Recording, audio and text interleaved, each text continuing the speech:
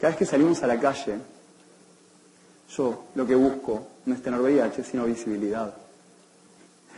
La primera vez éramos 50 personas en 2015. O sea, yo le decía a un amigo, mirá, si no me mata el VIH, que no me mate un auto, porque estábamos cortando una avenida enorme. La segunda vez ya éramos 200 personas. Yo no sé si estas personas son VIH positivas o VIH negativas, pero estaban ahí con nosotras y con nosotros, marchando, activando. Esas personas viven con VIH. Y es eso lo que necesitamos. Yo podría este discurso que estoy dando cambiar la palabra Argentina y poner Honduras. Porque aquí también falta medicación, aquí también faltan leyes. En Honduras, cerca de 1000 personas por año contraen el virus. 3 personas por día mueren con causas relacionadas al VIH y SIDA. ¿Saben qué? Yo no solo les estoy pidiendo que tengan VIH, yo les estoy pidiendo que tengan, ¿saben qué? Empatía. La empatía que tuvieron mis amigas y mis amigos cuando se pusieron esa remera y salieron a tener VIH. Yo hago muchos chistes con respecto al virus, porque a veces me da mucho miedo contar lo que realmente me está pasando, hablar de mis miedos e inseguridades, ¿saben? El VIH es un virus que ataca a tus defensas, pero también las emocionales. Yo a veces me siento indefenso. En el momento en que mis amigas y mis amigos empezaron a tener VIH conmigo, yo ya nunca más estuve solo. Pero cuando comparto todo esto, obviamente, haters y trolls en las redes me dicen de todo lo que se puedan imaginar. En 2017, este año en el 2018, cuando quise salir a marchar en el Orgullo de Buenos Aires, quise escribir un cartel que diga, VIH, sin medicación me muero. Estábamos con mis amigas y literal que me largué a llorar, porque dije, ¿a quién le importa que yo me muera? Si Argentina aprobó un presupuesto de gobierno que casi ni cubre la medicación VIH, ¿a quién le importa que yo me muera si en las marchas somos tan pocas y pocos? Entonces, ¿saben qué? Lo cambié ese cartel. Soy VIH positivo y orgulloso. Ahí sí, que todos se hicieron cargo de mi mensaje. Se enojaron, me trolearon y demás. ¿Saben cuál es mi orgullo? Mi orgullo no es vivir con un virus. Mi orgullo es estar de pie acá vivo, en una sociedad que me ignora.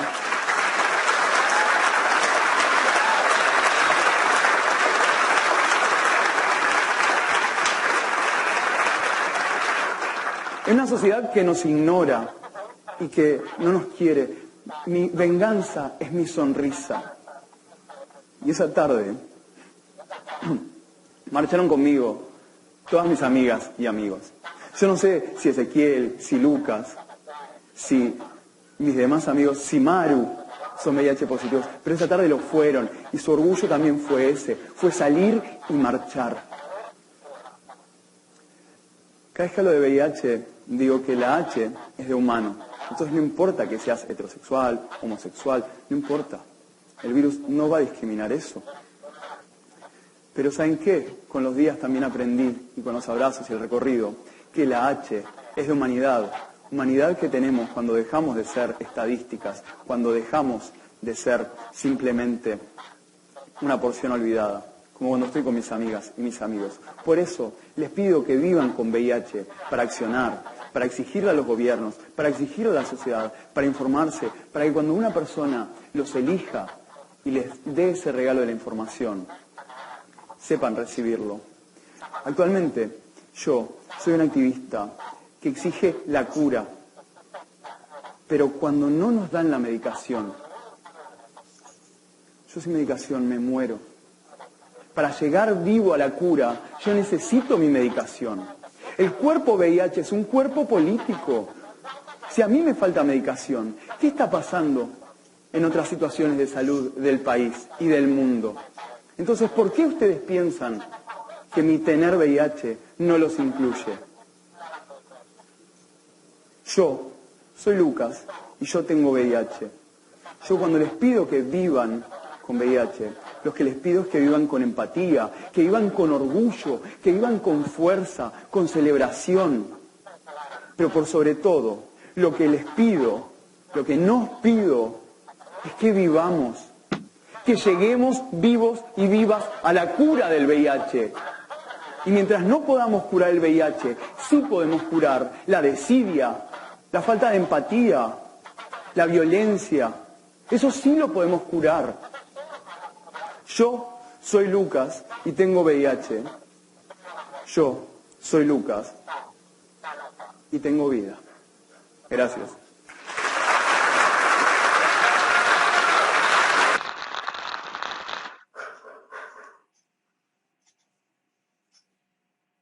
¿Pudieron escuchar? Vi ahí que por algún momento se trabó, pero ¿pudieron? Sí, más o menos, ¿no? Tal vez. Sí, se escuchó. Fue muy poquito lo que se cortó. Sí, sí, pudimos. Porque vi todos los mensajes panicosos. Eh, bueno, ese es Lucas Pablo. Muy lindo el video. ¿Lo habían escuchado? ¿Lo habían visto alguna vez? No. Esta es una charla TED que creo que él preparó para Honduras, por eso la referencia permanente al lugar. Después les vamos a pasar el link para los que se complicó y que lo escucharon entrecortado, lo que sea, puedan verlo tranquilos, tranquilas, más relajados y relajadas. Bueno, esperen que les vuelvo a compartir pantalla.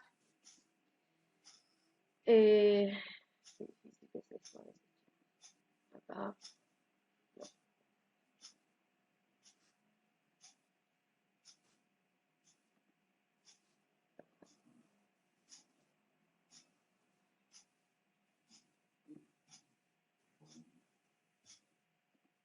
Todo lo que puede salir mal. Sale mal. Muy bien.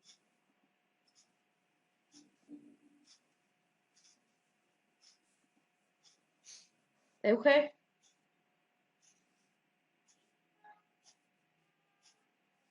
¿Están todos viendo?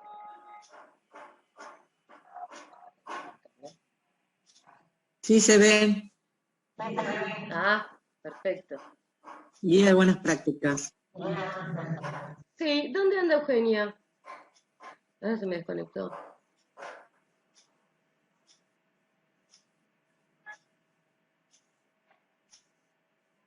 Qué raro. Bueno. Nosotros estuvimos revisando materiales posibles o que trajeran información que pudiera resultar relevante para tener en cuenta en relación a algunos aspectos de cómo trabajar la cuestión del VIH en la escuela, ¿no? Y encontramos esta guía de buenas prácticas ético-legales, están más enmarcadas hacia la cuestión médica, pero nos pareció que tenía información interesante para transmitir a nuestros estudiantes, para tenerla también en cuenta nosotros y nosotras y poder hablar de prácticas que sean mejores, ¿no? Mejorar estas cuestiones. La guía de las prácticas, bueno, por supuesto, el principio de dignidad, que es inherente al ser humano, no perder esto, el principio de no discriminación, esto es importantísimo, especialmente para nosotros y nosotras que trabajamos en el ámbito escolar, en el que el tema de los chistes, las violencias que circulan están siempre muy presentes y esto es un tema que es fundamental para trabajar. Entonces, bueno, poder mantener esto, que en general lo solemos repetir en otros temas y acá también es súper importante. El principio de veracidad. Perdón, Bea. Tiene que ver con, digo, esto, sí. Perdón, no, lo que quería decir que tanto, digo, el principio de veracidad como el principio de dignidad, que ya lo vamos a ver más adelante, el de no discriminación, ¿sí? Específicamente, perdón, el de veracidad no, el de dignidad y el de no discriminación son principios, son piedras fundacionales en los derechos humanos. ¿Sí? Perdón, Bea. Totalmente. Sí.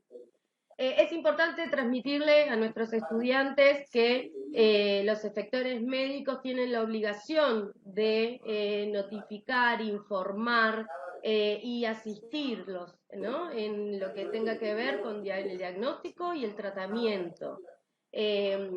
De la misma manera que ellos deben prestar consentimiento informado ante cualquier abordaje médico que se haga. Digo, poder trabajar esto y transmitírselo a nuestros estudiantes es la posibilidad de que ellos, ante cualquier situación, sea propia, sea de un ser querido o querida que están acompañando, cuenten con la información necesaria para poder acompañar eso y exigir que les expliquen, que conozcan cuáles van a ser las consecuencias de cualquier abordaje terapéutico, cómo van a ser los síntomas y todo lo que pueda suceder. Esto nosotros lo solemos encuadrar en términos muy generales en un montón de otros fenómenos que suceden al interior de las escuelas. Y acá es un tema que nunca trabajamos, ¿no? Volvemos a esto de, llegamos hasta la parte de usen preservativo porque se acaba el mundo, y nunca trabajamos esto que es fundamental también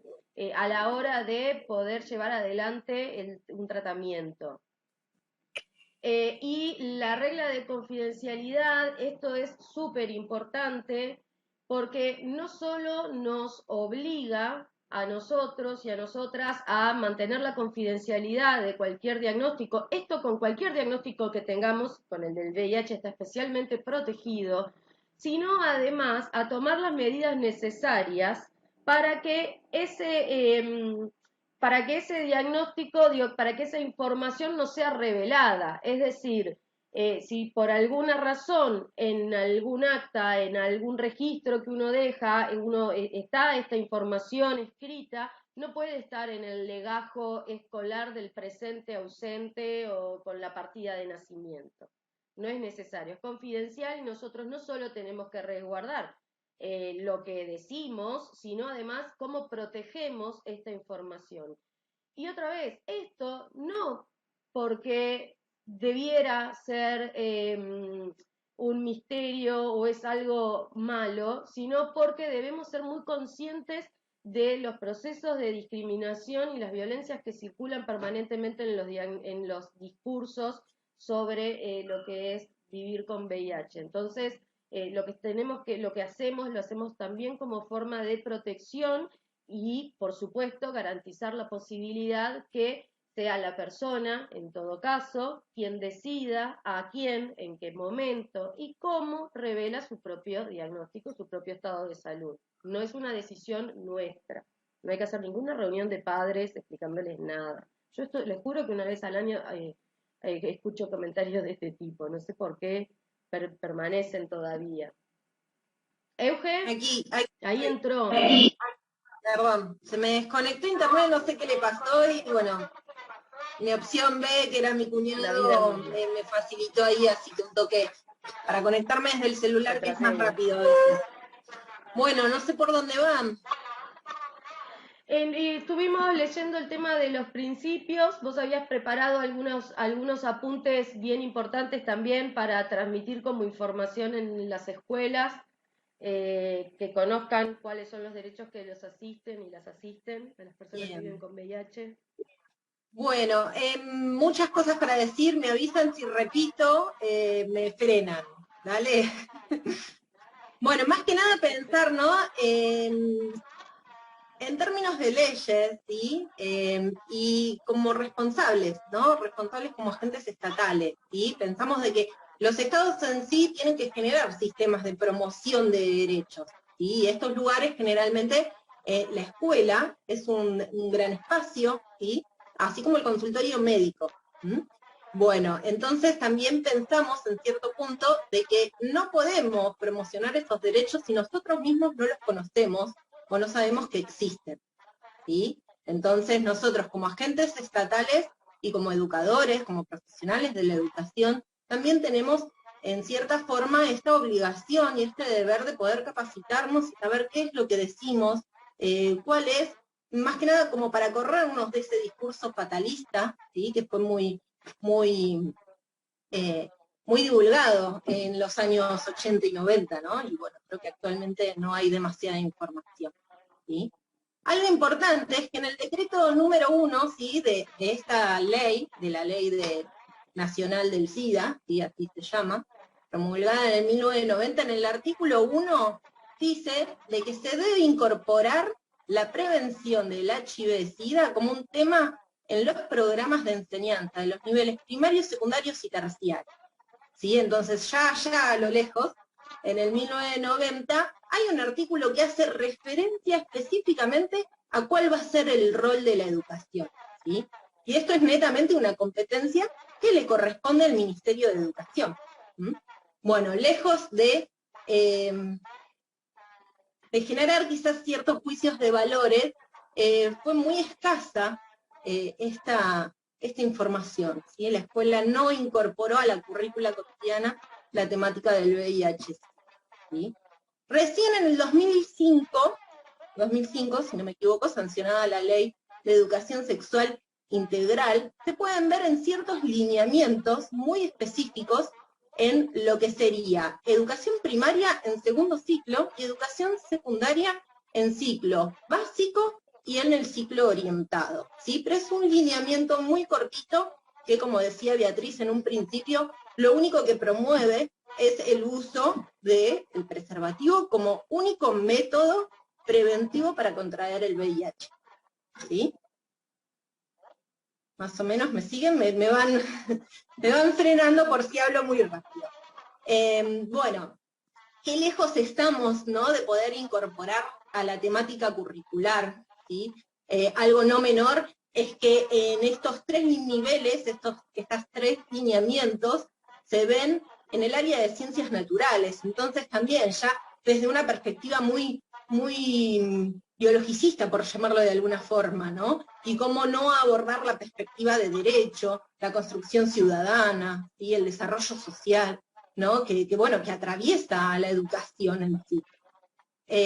Bueno, hay una guía, la guía de buenas prácticas, como decía Bea, de cualquier cosa, de que nos aporta una perspectiva enfocada desde el derecho, ¿sí? Enfocada desde el derecho. Y bueno, y ahí están precisamente los principios de dignidad, ¿sí? El principio de dignidad como un concepto esencial e inherente al ser humano, ¿sí? Por el simplemente hecho de ser humanos, somos portadores de derechos, y somos iguales al otro en tantos sujetos de derecho. El principio de no discriminación, ¿no? También como eje fundamental, ¿no?, de los derechos humanos, ¿no? A ver, el hablar del no discriminación es porque existió y existe aún hoy discriminación, como un mecanismo social. No se escucha. ¿Sí? ¿No se escucha? ¿Se escucha? ¿Sí?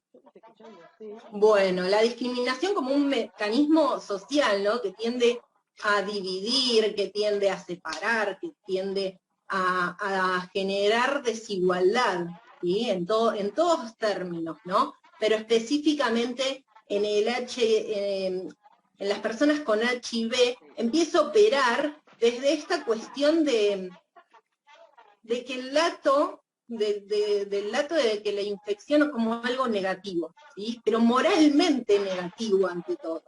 Entonces, por eso es que no es ajena datos contextuales, ¿sí? Así, me vuelvo a remitir a los 80, me vuelvo a remitir a los 90, de cuando surge la ley y cómo fueron operando los mecanismos sociales, ¿sí? Hay algo importante, importantísimo en todo esto, que considero, es que si bien en el transcurso de todo este tiempo hasta la actualidad, se ha desarrollado muchísimo científicamente posibilidades de tratamiento y de vivir con VIH, ¿sí? Pero también se postula de que sin promover estos derechos, la persona sigue siendo víctima de discriminación y de exclusión social. Y aquí me remito precisamente a lo que sería el concepto de salud que aborda la Organización Mundial de la Salud, ¿sí? Que no es simplemente salud como ausencia de enfermedad. Esto nosotros lo hemos visto, sino como bienestar físico, mental y social, ¿sí? Somos saludables en cuanto podemos abordar todas estas temáticas en conjunto, ¿sí? Hablamos de una salud integral y no simplemente de la ausencia de la enfermedad. Hay muchas veces que desde diferentes medios, hasta inclusive la sociedad misma,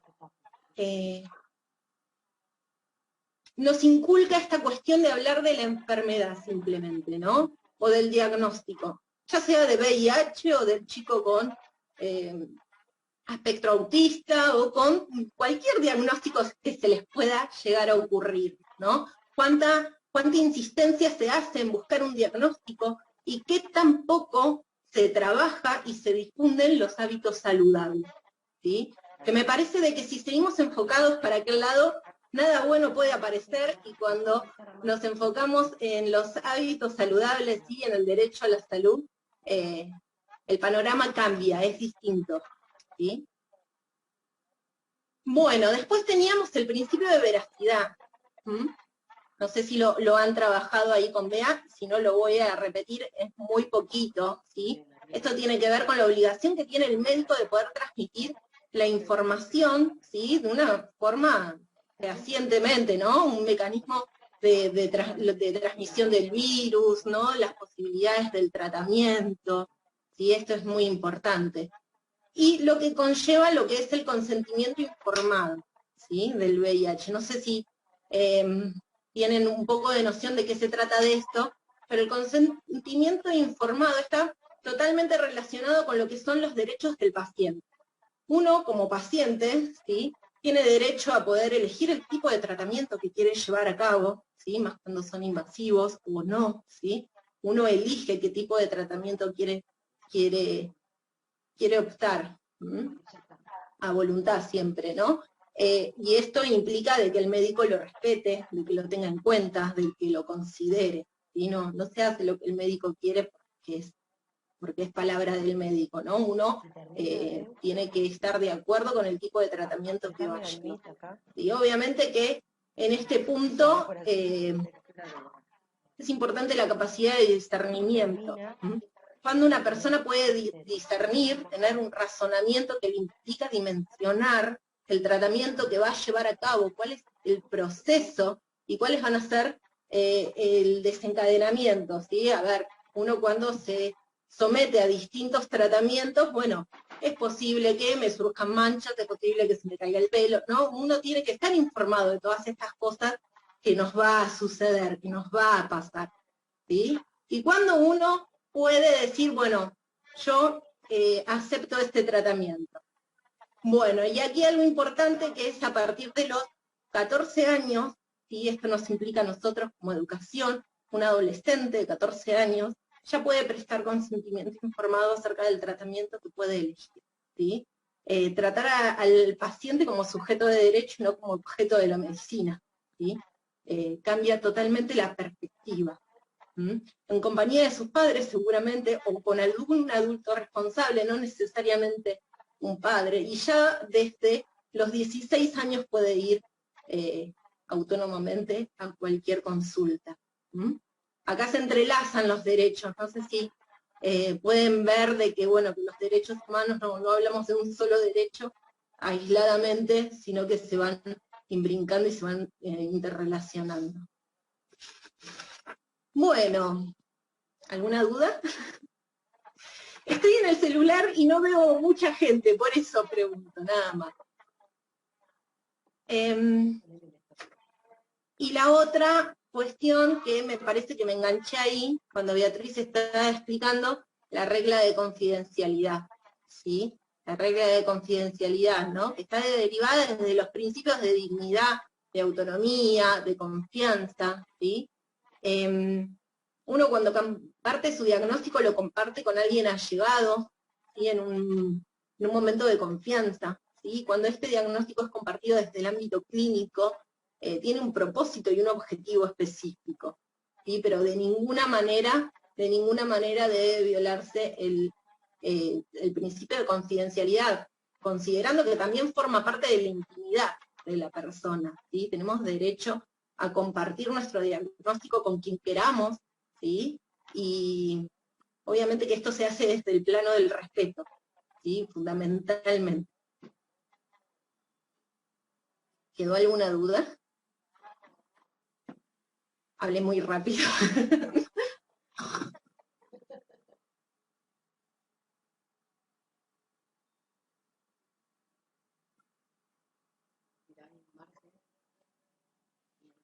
No, Euge, me parece que estuvo muy claro, fue sumamente interesante y nos permite reflexionar sobre estas cuestiones, ¿no es cierto?, que atraviesan la escuela y bueno, estos principios que son generales, estos principios que tienen que ver con los derechos humanos y que tenemos que tener en cuenta a la hora de abordar las diferentes situaciones. Bueno, no sé si algún compañero... Generalmente trato de decirlo, y como para que quede claro, no solamente para nosotras, y no simplemente como para que quede en una teoría. Los derechos de pronto están para ser ejercidos, ¿sí? Y cuando uno en un ámbito social o en un ámbito escolar, cuando médico, de cualquier tipo de ámbito que sea, esto me acuerdo que lo hemos hablado con Beatriz y que también fueron palabras de Beatriz en su momento, de que nadie les está haciendo un favor, ¿sí? Simplemente se ejercen derechos, ¿sí? Y esto pasa a veces, ¿no? Porque de pronto cuando recibimos a una persona que está pasando por determinada problemática y uno orienta y uno ofrece desde el ejercicio, esto no es una buena voluntad, esto es ejercicio de derecho, ¿sí? Esto es reconocer al otro como sujeto de derecho y actuar y hacer que esta práctica dentro de la institución escolar se encuadre y que el derecho se encarne, ¿no? Como que se haga acción, que no quede simplemente en un papel o en una ley determinada. Y aún falta tanto, quizás, ¿no? Para rever en el marco de leyes y jurídicos.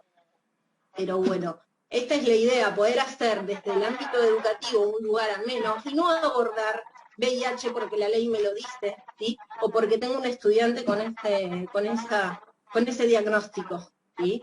Abordarlo desde el ya, desde el vamos, ¿sí? Porque la ley, no porque la ley lo dice simplemente. ¿Mm? Porque esto también es un tema, pasa que tenemos, no sé, determinadas personas con VIH, y bueno, vamos a trabajar VIH, pero no, se tiene que trabajar siempre y desde siempre el VIH, ¿sí? Con un tipo de información que corresponda y que esté en base a los derechos humanos. Y no los juicios moralistas, eso descartémoslo desde ya que no nos sirve.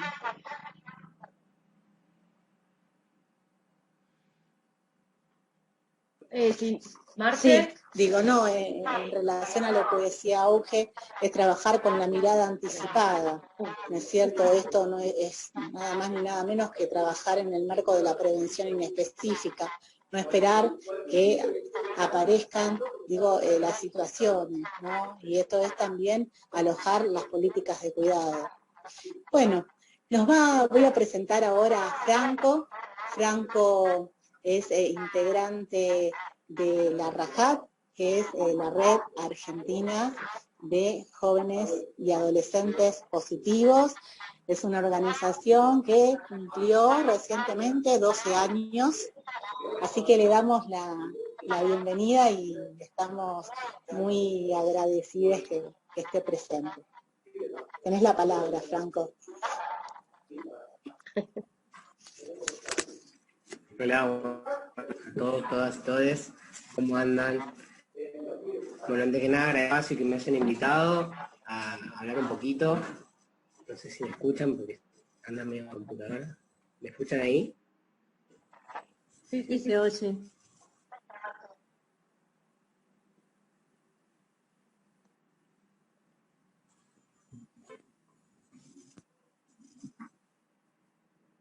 Okay. Bueno, presentarme un poquito. Hola. Hola, ¿se escucha bien? Te escuchamos. Hola. A ver. ¿Me escuchan? Estás congelado. Ahora Ahí sí. ¿Me escuchan? Te Hola. escuchamos, está la imagen Se escucha. congelada. Sí.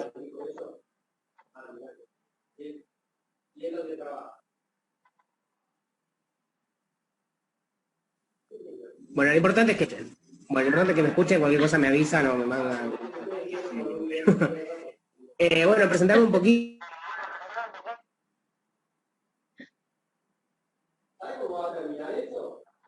Ahí se le cortó, ¿no? Ahí se le cortó, ¿no? Se desconectó. Sí, se desconectó. Vamos a Ahí le mando darle mensajito. unos Tenemos minutos que ver la a misma ver si Internet empieza soluciona a la darte técnica. avisos, es como, bueno, inminente la catástrofe. Inminente.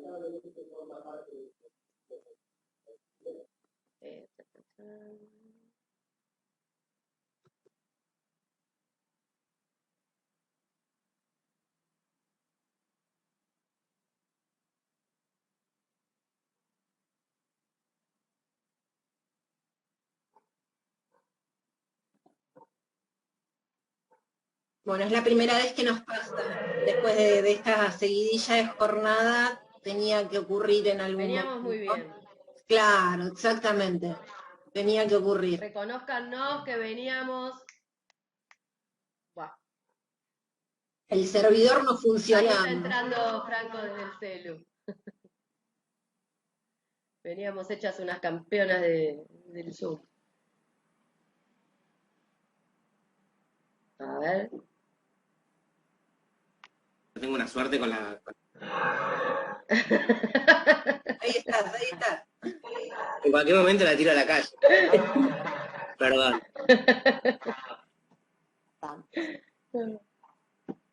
Bueno, seguramente no me escucharon nada, así que empiezo de vuelta porque total no hablé casi nada. Antes que nada, gracias por la invitación. Mi nombre es Emir Franco, actualmente soy presidente de RAJAP. La RAJAP es la Red Argentina de Jóvenes y Adolescentes Positivos. Es una organización que nuclea casi 1000 jóvenes entre 14 y 30 años que vivimos con VIH en Argentina. Bueno, la principal misión de RAJAP es la contención entre pares, digamos, nosotros nos informamos, nos contenemos, nos acompañamos y nos empoderamos día a día, a través de reuniones de pares y demás, y después hacemos todo lo que es protección de derechos, incidencia política, brindamos charlas y talleres y demás, todo lo que sea para contribuir a eliminar el estigma y la discriminación asociadas a las personas que vivimos con VIH en Argentina. Lamentablemente, si bien la epidemia inició en los 90, se ha avanzado un montón en cuanto a información, en cuanto a diagnósticos y tratamiento, todavía tenemos grandes tasas de estigma y discriminación asociadas a quienes vivimos con VIH en la Argentina. Y la misión principal de la red es poder empoderar a quienes vivimos con el virus para ser sujetos de derechos y poder contribuir a eliminar ese estigma y esa discriminación. Si voy muy rápido me lo van diciendo porque yo suelo hablar bastante rápido. Así que más que nada eso es presentar la red y un poquito, y yo le estaba por dar una presentación que la tengo en la computadora, así que ahora voy a tener que prenderla, buscarla desde el celular, si me dan 2 segundos. Mientras si alguien quiere hacer alguna pregunta, alguna consulta. ¿Te habilito para compartir pantalla? Dale, porfa. Mientras tanto, Paula, yo quería hacerte una pregunta. ¿Dónde están como sede, digamos, físicamente? O bueno, en pandemia ahora sí es todo virtual, para saber. Ahí creo que se me desconectó de la compu, se me arregló. Nosotros no tenemos una sede física, estamos conectados a través de un grupo secreto de Facebook, es secreto por esto que hablábamos hoy de la confidencialidad. Muchas personas no hablan abiertamente de su diagnóstico, entonces nosotros bregamos por cuidar la confidencialidad de cada uno. Tenemos un grupo secreto y bueno, la gente nos puede buscar a través de nuestras redes sociales y ahí nos conectamos y hacemos reuniones presenciales en algunos lados, en lo que es Zona Oeste hacemos presenciales, ahora por cuestiones de pandemia estamos todos en la virtualidad, pero bueno, tratamos de contenernos y estar presentes con quien lo más lo necesita. Sobre todo, chicas que tienen un diagnóstico reciente y por ahí se enteraron casualmente y empezaron recién con sus relaciones sexuales, entonces es como que el miedo y el tabú es mucho más alto. A ver si puedo entrar desde la compu. Si me dan 2 segundos. Bueno, voy a compartir desde acá.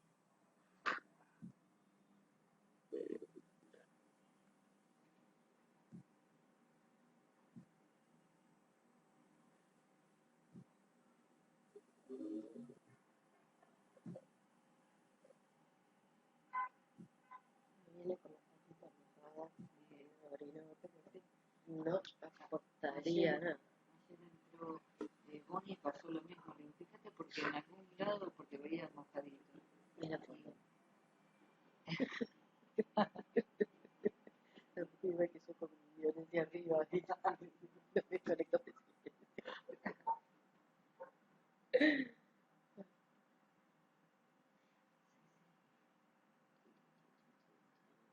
Tienen 2 segundos.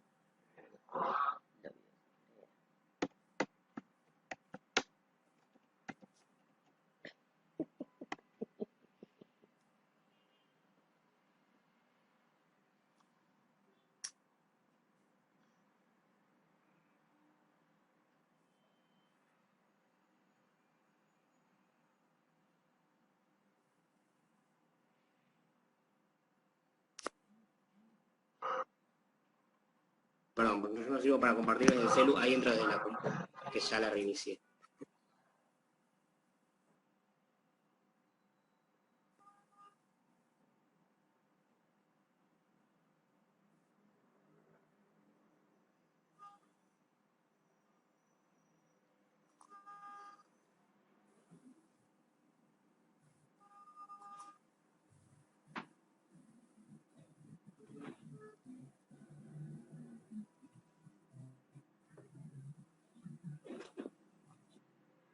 Ahí está entrando.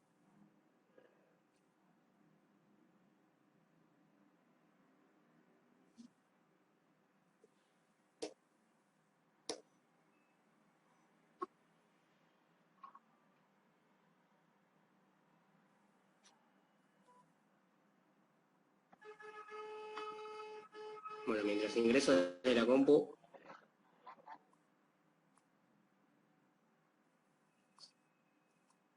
Dale, no te preocupes que te esperamos.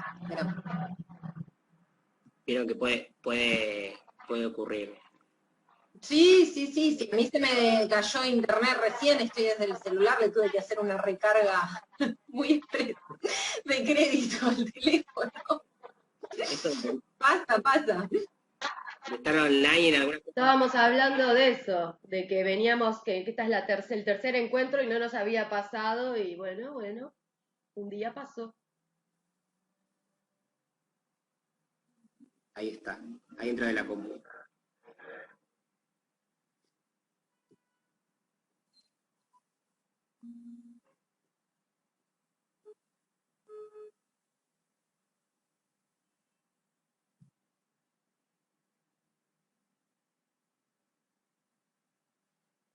Franco, ¿estás ahí? No, sí. ¿Franco? Acá estoy. Perdón, pero cuando se tilda, se tilda. No pasa nada. Preguntan acá en el chat si hay algún contacto para comunicarse vía telefónica en caso de necesitar una orientación. No, está a disposición siempre mi número de teléfono, que lo tiene todo el mundo, pero a nosotros nos escriben por las redes sociales o por nuestra página web o por nuestro mail, y la realidad es que estamos nosotros 24/7. A veces son las 2, 3 de la mañana y yo estoy respondiendo mensajes, hay algún par que está respondiendo mensajes, porque sabemos que a veces hay situaciones que necesitan una respuesta urgente, así que tratamos de responder lo más rápido posible, no tardamos en responder, por lo menos en cuestiones urgentes. Si me autorizás a compartir pantalla, porque me dice que el anfitrión me inhabilitó. No sé.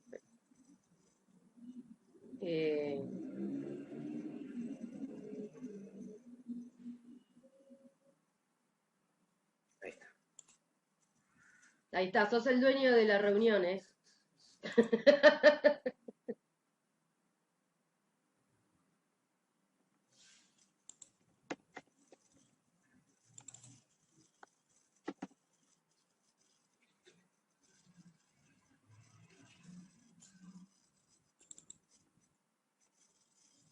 Bueno, avísenme si ven ahí. Tengo 500 millones de ventanas abiertas.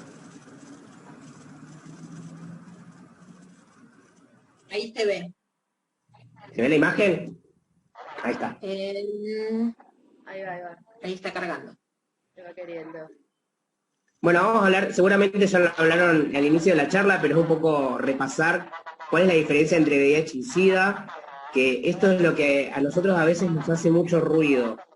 Y que por ahí nos hace sangrar los oídos cuando escuchamos que comparan mucho el VIH con el SIDA, o dicen, cuidado, esta persona está enferma de SIDA, o él tiene SIDA, o el diagnóstico, o bla, bla, bla. Y es importante poder entender, ¿no? ¿Qué es el VIH y qué es el SIDA para las personas que vivimos con el virus y por qué es importante diferenciarlo? Bueno, el VIH es el virus de inmunodeficiencia. No estamos, mirá que no estamos viendo la imagen. ¿No se ve? Vemos una pantalla negra y atrás está el explorador. A ver, ahí está como cargando algo. Ahí. ¿Ahí se ve? Ah, ahí va queriendo. No sé qué hay negro antes. ¿Se ve negro? Yo no tengo nada negro. Qué raro, sí.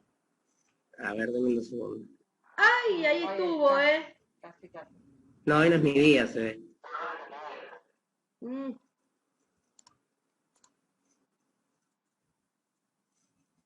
Dime 2 segundos. Que voy a hacerlo más práctico.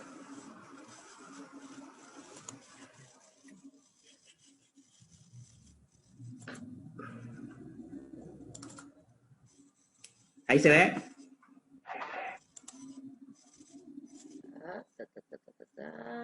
Sí. ¿Ven ahí? Genial. Sí, sí. Perfecto. Sí. Bueno, ¿qué es el VIH? El VIH es el virus de inmunodeficiencia humana. Es un virus que cuando ingresa a nuestro organismo destruye las defensas, por lo que es más fácil contraer otras enfermedades y cualquier otra infección de transmisión sexual. Digamos, el VIH también es una infección de transmisión sexual, aunque tiene otras vías también para poder transmitirse, ¿no? SIDA, ¿por qué acá SIDA figura en minúscula? Esto es importante remarcarlo. Si bien es un acrónimo, y los acrónimos, bueno, ustedes saben más que yo, se escriben en mayúscula, por cuestiones de estigma y discriminación, desde hace un par de años, ONU-SIDA, que es el organismo de Naciones Unidas para poner fin a la epidemia del VIH y del SIDA, decidió que SIDA se escriba en minúscula por un tema de reducir los niveles de estigma y discriminación, porque la palabra SIDA mayúscula repercute muy negativamente en la gente, digamos. Entonces, que ahora más se escribe todo en minúscula lo que es SIDA. Bueno, es el síndrome de inmunodeficiencia adquirida, por lo tanto es un estado avanzado de la infección por VIH que tiene lugar años después de la infección, ¿no? Es importante entender que no todas las personas que vivimos con VIH vivimos con SIDA, y que sí las personas con SIDA tienen VIH, y que la etapa SIDA puede ser reversible en el caso de que una persona pueda llegar a tomar su tratamiento antirretroviral con tiempo. Si bien la etapa de SIDA es como la etapa avanzada y final del virus, es importante saber de que si una persona accede a su tratamiento de manera oportuna y a tiempo, puede revertir esa fase de SIDA y poder tener sus niveles de defensa normales como cualquier otra persona. Bueno, por lo tanto, el VIH y el SIDA no son lo mismo para nadie, digamos, ¿no? Y bueno, ¿cuáles son las vías de transmisión de VIH? Son las vías sexual, tener relaciones sexuales anales, vaginales, orales sin preservativo, y actualmente son el 98% de las infecciones en Argentina. El 98% de las nuevas infecciones de VIH se realizan a través de vías sexuales. Vías sanguíneas, compartir agujas, jeringas, máquinas de afeitar, alicates, piercing, agujas para tatuar. Cuando hablamos de piercing no es que nos sacamos el piercing y nos ponemos nosotros, sino bueno, usar las jeringas, digamos, sin desinfección y demás. Y la vía perinatal, que son embarazadas con VIH que pueden transmitir el virus a su bebé durante el embarazo, el parto o la lactancia, sin los cuidados necesarios, que es lo que nosotros llamamos transmisión vertical. Es importante entender esto, que cada 100 mamás o personas gestantes con VIH, un 5% le transmiten el virus a sus bebés. Esto habla de un acceso tarde al diagnóstico y al tratamiento. La mayoría de las mujeres se enteran de su diagnóstico dentro del periodo de gestación, porque, bueno, quienes han quedado embarazadas sabrán que durante el embarazo sí les hacen el test de VIH, y eso es donde ahí a veces se enteran, ¿no? Piensan que no les va a tocar porque, como hablaron hoy en la charla, todavía se relaciona mucho a la peste rosa o algo de los homosexuales, trabajadores sexuales y personas trans, y cuando quedan embarazadas se hacen el test de VIH y se enteran. Y eso hace que todavía tengamos una prevalencia del 5% de transmisión vertical. Si alguien tiene alguna pregunta me va diciendo cualquier cosita. Y ahora se me tildó esto. Ahí está. Bueno, ¿cuáles no son las vías de transmisión del VIH? El VIH no se transmite por besar, por abrazar, ni relaciones sexuales en las que se usa correctamente el preservativo. No se transmite por compartir vasos, cubiertos, el mate, intercambiar ropa, usar el mismo baño, la cama, la pileta. Esto lo aclaramos mucho porque aunque no lo crean, sobre todo en la juventud, nosotros tenemos muchos pares que llegan con diagnóstico reciente a los 15, 16 años, y en sus casas les ponen vasos aparte, platos aparte, les lavan todo con lavandina, como no se acerquen porque es el chico que está enfermo, que tiene VIH, que nos puede contagiar, y la realidad es que no es así. No se transmiten por los mosquitos ni tampoco por el sudor o las lágrimas. Y una manera de prevenir el VIH, que también lo decía en el video Fauno, que es las personas que tomamos el tratamiento antirretroviral, que vivimos con VIH, ¿no? Y tenemos la carga viral detectable, durante más de 6 meses no transmitimos el virus por vía sexual. Esto nosotros lo decimos no porque queramos tener relaciones sexuales sin preservativo, pero sabemos que reduce considerablemente, primero, la confianza en quienes vivimos con el virus, de saber que no le vamos a transmitir a nadie, usemos o no preservativo, y segundo, que reduce sustancialmente los niveles de estigma y discriminación hacia quienes vivimos con el virus. Bueno, y los métodos de prevención de la transmisión del VIH usando el preservativo fueron el campo de látex, no compartir agujas, jeringas, objetos cortopunzantes. Los testeos, se recomienda hacerse 1 o 2 testeos anuales, son 100% gratuitos, son seguros y confidenciales, se hacen en todos lados. Y en el caso de las mujeres o las personas con capacidad de gestar que vivan con VIH, la no lactancia, ¿no? No dar de amamantar a su bebé porque se ha comprobado que la lactancia puede llegar a transmitir el virus del VIH, incluso estando indetectable. Recién hay estudios de transmisión. Y esto habla de la divulgación de diagnóstico, que la vamos a hablar ahora un ratito. Y lo que nosotros le llamamos el diccionario y las formas correctas de hablar de VIH. Para nosotros la información es fundamental para empezar a construir un lenguaje sin cargas estigmatizantes ni discriminatorias. Así que es importante que el VIH se transmite y no se contagia. ¿Por qué hablamos de transmisión y no de contagio? Porque el VIH tiene una forma específica de transmisión, digamos. Como dijimos, se transmite a través de relaciones sexuales sin preservativo, a través de contacto sanguíneo, o a través del parto, la lactancia, digamos, la transmisión vertical. En cambio, contagio, tipo la gripe, o ahora que comparamos todo con el COVID, uno puede respirar, toser y demás, eso es algo que se contagia. Si bien sigamos al diccionario, vemos que contagio y transmisión es prácticamente lo mismo. En cuanto al lenguaje estigmatizante, para nosotros es más llevadero decir transmisión y no contagio, porque si yo digo contagio, la gente como que se asusta porque estamos respirando el mismo aire. En cambio, cuando usamos unas vías específicas de transmisión, es más fácil de eliminar el estigma y la discriminación. Y bueno, también se dice persona viviendo con VIH y no se dice portador. Esto también lo creamos un montón porque a raíz de los 80 a los 90, en el inicio de la pandemia del VIH, se empezó a decir a las personas que vivimos con el virus portadores, y la realidad es que nosotros no portamos nada. Portador habla de algo bélico, de como que podemos portar un arma, y nosotros no llevamos un arma con nosotros, y no es algo que podemos dejar en la mesa, lo tenemos siempre en nuestro cuerpo. Esos son términos importantes porque reducen, aunque no lo crean, los niveles de estigma y discriminación. Bueno, y ahora vamos a compartir. Les voy a pedir, no sé si alguna vez usaron la plataforma Menti, es una plataforma donde podemos interactuar.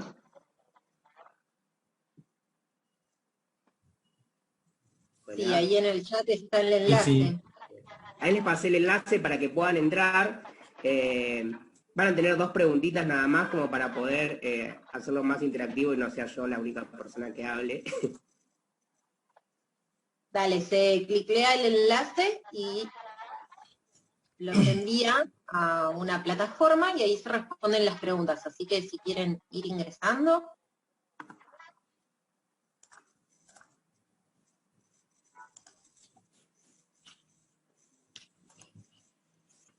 Me pide contraseña, por lo menos a mí, no sé si a los demás. ¿Les pide contraseña? El código les pide, ¿no? Es este que aparece en pantalla, no sé si lo ven. Ahí lo pongo en el chat. piden contraseña. ¿No? Dice Eugenia, me pide contraseña. Dice, no, debe ser el código que está como se dice. Ah, claro, acá ponemos palabras. ¿Qué pensamos cuando hablamos de VIH? Bueno, la primera pregunta dice, ¿qué pensamos cuando hablamos de VIH? La idea es que puedan poner lo que a ustedes se les ocurra, acá nadie le está tomando prueba, no va a saltar el nombre de nadie, digamos, es confidencial, así que pueden aprovechar y poner lo que ustedes piensan Acá ves cuando piensan en VIH. Ah, mira, vos no sabías. Derechos, impresión, ponele, ¿qué pensás?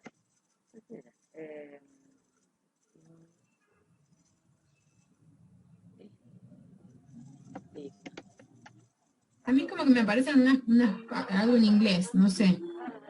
Fui el enlace y me apareció otra cosa. ¿Qué te parece? Ya que lo busco. Ahí está escribiendo en la pantalla.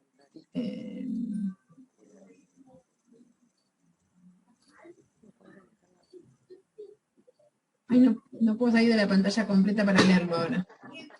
Ahí está.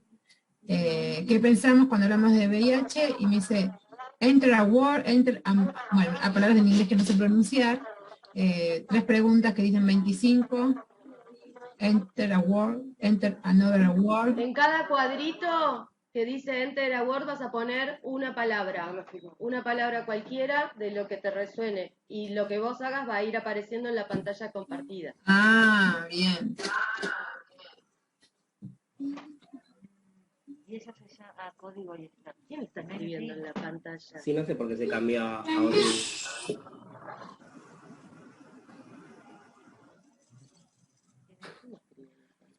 ¿Todos tienen acceso a esta pantalla? Eugen tiene acceso a esta No, pantalla. solo Franco. Pero hay alguien. Claudia Ferrari. Claudia está escribiendo en la pantalla. ¿De verdad dice? Sí, ahí aviso. Porque cuando se mueve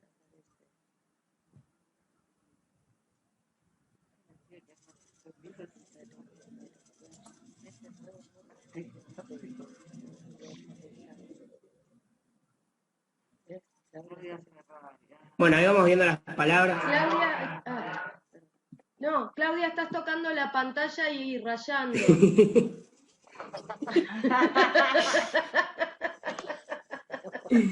Que no vamos a ver nada. Quedó toda rayada la pizarra, no pasa nada.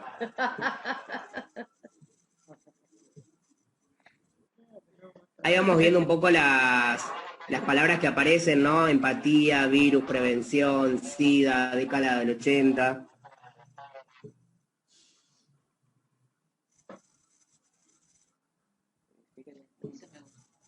Tienen que no me para la próxima otra técnica de este estilo, porque no, para no repetirlo, está re buena para el Está grupo. ahí en Mentimeter. Sí. Ay, creo alguien probando. No, Proyecto de cada 80 se puede vivir con negro, que me da más. Vamos a la siguiente pregunta. ¿Por qué aparece? Por favor, dejar la ventana. A mí creo que me apareció el mismo. Denme 2 segundos que no sé qué le pasó a esto.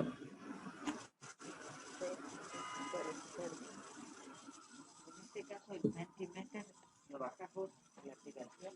Lo armás con un usuario, ponés con entrar con Google, sí, así te guarda tu usuario. Y lo. Nada, y le pasás el link a todo el mundo. Yo no soy muy bueno en lo que es tecnología, les aviso. Bueno, como para que vean un poco las respuestas que hay. Esperen que no estoy compartiendo nada.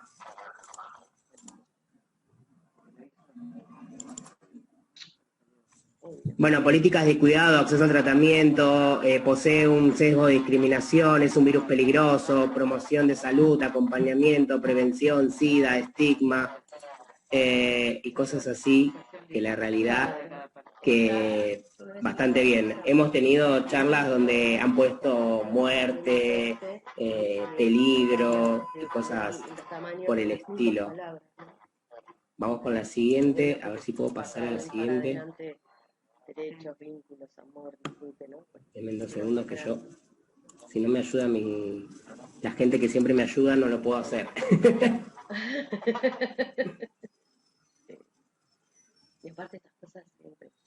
Yo mirá que yo lo tengo como muy manejado igual, Sí. por un poco, trancado.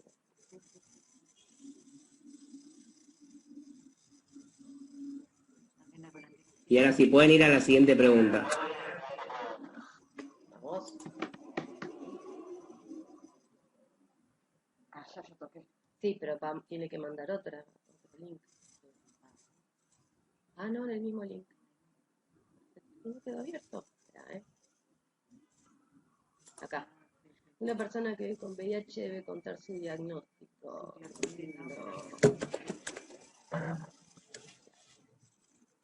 Y ganamos. ¿Qué me gané? Era mi premio. Está grabando. Dos preguntitas. Algo así, ¿no? Porque eso se va para todos. Una palabra. Eso queríamos. Bueno, ahí les pregunta si es necesario que una persona que vive con VIH debe contar su diagnóstico. Algunos ponen sí, claro que sí, otros ponen no, creo que no es necesario, si otros dicen depende del contexto. Un poco lo estaban hablando hoy igual, antes de que yo empiece con la charla.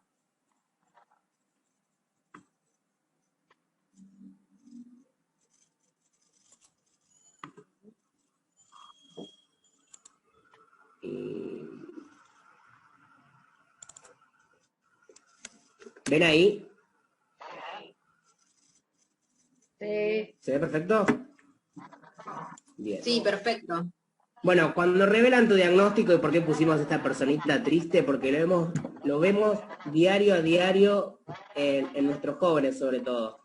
Hay pibes que por ahí, ustedes saben que no pueden contarlo dentro de su círculo familiar cuando reciben su diagnóstico. Como decían, las personas mayores de 13 años pueden realizarse un test de VIH sin consentimiento de los padres, porque el nuevo Código Civil establece de que los menores de 13 años, mayores de 13 años a 18 pueden realizarse intervenciones de salud que no sean invasivas. Y realizarse un test de VIH no es algo invasivo, entonces pueden realizarse sin el consentimiento de los padres. Y a veces se enteran de su diagnóstico, les da miedo decirle a sus padres o a su círculo íntimo familiar, y lo terminan contando en la escuela, ya sea a su psicopedagogo, al directivo, a alguna maestra y demás, y se termina enterando no solo que los padres, sino que todo el colegio, todos los alumnos, es el chico que vive con VIH o en sus defectos el chico que vive con SIDA, el enfermo, tengamos cuidado y demás. Para nosotros es muy importante recalcar esto del derecho a la confidencialidad de los diagnósticos, ¿no? Tanto poder acceder a los tratamientos como poder acceder a un diagnóstico, no hace falta ir acompañado por un padre ni tener una autorización. El menor puede acceder a su diagnóstico y a su tratamiento, puede realizar su consulta con su infectólogo y tomar sus pastillas diariamente, porque el Código Civil lo establece y es un derecho. Y si se lo cuentan a algún directivo, docente, personal que trabaja en la escuela, esa persona tiene la obligación de resguardar la confidencialidad y no contárselo a nadie. Por más que crea que es necesario contárselo al padre o al tutor, la realidad es que cada uno decide cuándo y cómo cuenta su diagnóstico. Vamos a la siguiente plaquita, a ver si esto funciona. Ahí está. Bueno, la Ley Nacional de SIDA, que es la ley vigente de los 90, como dijimos, es la 23.798 y su decreto reglamentario, que es, el decreto es 1244 del 91, protegen la confidencialidad de la serología. Quiere decir esto que nadie está obligado a contar que vive con VIH. Nadie, en ningún ámbito, ni en el salud, ni en lo sexual, ni en el educativo, en ningún ámbito. Este resguardo abarca a las personas que vivimos con VIH, a los profesionales de la salud, administrativos del centro de salud donde uno se atienda, que también tiene el deber de resguardar la confidencialidad, medios de comunicación, porque también en algunos casos se ha visto vulnerada la confidencialidad de, murió el fulanito que vivía con SIDA o mordió a tal persona. Hoy vimos el otro día en Comodoro Rivadavia, en Chubut, una mujer que mordió a una policía, la policía mordida por la mujer tenía VIH, entonces la policía tuvo que hacerse los exámenes de urgencia. Ya revelaron la serología de la persona por más que haya cometido un delito, no tienen por qué revelar su serología. Bueno, y cualquier persona que haya tomado conocimiento del diagnóstico en el ámbito de la vida privada tiene el deber de resguardar la confidencialidad, no tiene por qué salir a contárselo a nadie. Es necesario conocer los derechos que nos asisten a las personas que vivimos con VIH y las herramientas legales que los protegen para hacerlos valer. Esto puede ser denunciado penalmente, si en el caso de que, ponele, yo le cuento a alguien que vivo con el virus y esa persona se encarga de divulgarlo, yo la puedo denunciar penalmente porque está revelando mi derecho a la confidencialidad. Creo que hay una pregunta, o no, cualquier cosa me van avisando. Nadie tiene derecho a obligarte a contar ni difundir algo que vos no quieras que se sepa. Esto es importante porque a veces lo cuentan en el círculo educativo y esa persona, bueno, decíselo a tu papá, se lo digo yo, hay que decírselo al directivo, como tenés que decirlo porque mirá si pasa algo. La realidad es que no. Los cuidados biomédicos que tienen que tener sobre todo los docentes son iguales para cualquier persona independientemente de la serología, lo que puedan llegar a tener. Y esto de que no contamos la serología no es porque querramos ocultar nuestro diagnóstico, sino que todavía tenemos muchos niveles de estigma y discriminación en cuanto a las personas positivas, ¿no? Si una persona, sobre todo en el ámbito educativo, se enteran de que vive con VIH, se entera el preceptor, el docente, el círculo pedagógico, los directivos, el personal de limpieza, los alumnos, los padres de los alumnos, los padres quieren que los alumnos no se acerquen, tipo es un quilombo, es una cadena y lo único que hace es estigmatizar al menor, en este caso, o a la persona que vive con el virus, y esa persona deje el tratamiento, se aleje del sistema educativo, se aleje de sus amigos, se aleje de su círculo de confianza, y todavía tenemos en la Argentina una prevalencia de que todos los días tenemos 5 personas que mueren por causas relacionadas al SIDA. Y esto no es porque no tengamos tratamiento ni acceso al diagnóstico, sino por los niveles de estigma y discriminación que vimos las personas con VIH, ¿no? A veces dejamos de acudir al sistema médico porque nos violentan, a veces dejan, en caso de los pibes, las escuelas porque en las escuelas los discriminan, los violentan, los segregan, los dejan a un lado, solo por tener un diagnóstico positivo. Si un tercero sabe que vive con VIH o lo difundo, será necesario identificarlo y denunciar el hecho. Como dije, se puede denunciar penalmente, se pueden iniciar acciones civiles y o penales, para lo cual se necesita asesoramiento legal. En cuanto a la confidencialidad en tu escuela o tu trabajo, tampoco se está obligado a contarlo. Sin embargo, hay situaciones, especialmente en circunstancias altas de cobertura de salud, bueno, esto habla del trabajo, ¿no? A veces para ingresar a una obra social no, pero a las prepagas sí es necesario contarlo porque te pueden cobrar una multa. Bueno, después dice, llegado algún caso de que denuncien, pueden comunicarse con nuestra área de legales, o Huésped, por ejemplo, también tiene un área de legales donde asesoran en el caso de que violen la confidencialidad del diagnóstico. Con respecto a las relaciones sexuales, visibilizar el diagnóstico y cuidarse corren por caminos separados. Contar que tenés VIH no contribuye a una forma de prevención para la transmisión del virus, sin importar cuántas las personas insistan querer saber sobre tu serología antes de tener relaciones sexuales. Esto nos pasa mucho a los jóvenes de, ¿estás sano? No, yo estoy sano, vos estás sano, como para elegir o no el método de prevención, si usamos o no preservativo. Y la realidad es que, en mi caso, yo sé que vivo con VIH, pero yo no sé si la otra persona vive con el virus o si tiene alguna otra ITS, eso dan la confianza en el nivel de educación sexual que tenga cada uno, pero nadie está obligado a decir a su pareja o sus parejas sexuales que vive con el virus. Y 1 de cada 3 personas que vive con VIH desconoce su diagnóstico en Argentina. Esto es importante saberlo porque que yo les diga, vivo con VIH, ustedes pueden tomar unas medidas precautorias, por así decirlo, pero no saben si hay otra persona que vive con el virus. Esto puede aplicar a cualquier docente, a cualquier persona que trabaje dentro del ámbito educativo o cualquier alumno. Así que preguntar o no preguntar no tiene ningún sentido, ningún tipo de cuidado o demás, porque la realidad es que no sabemos si la persona puede llegar a tener o no el virus en su cuerpo. Y no sé qué pasó acá. Bueno, igual terminaba ahí.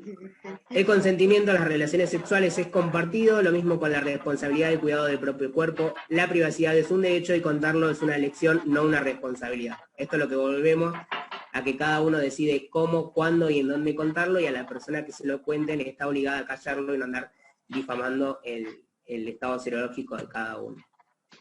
Bueno, y acá están nuestras redes sociales, no está solo, y más que nada eso. no lo quise hacer muy extenso de hacer un montón de placas porque nosotros tenemos información para tirar para arriba, pero prefiero explicarlo más o menos así y abrir ahora como un debate a preguntas, si quieren, y empezar a contestar en lo que yo pueda ayudar y contribuir.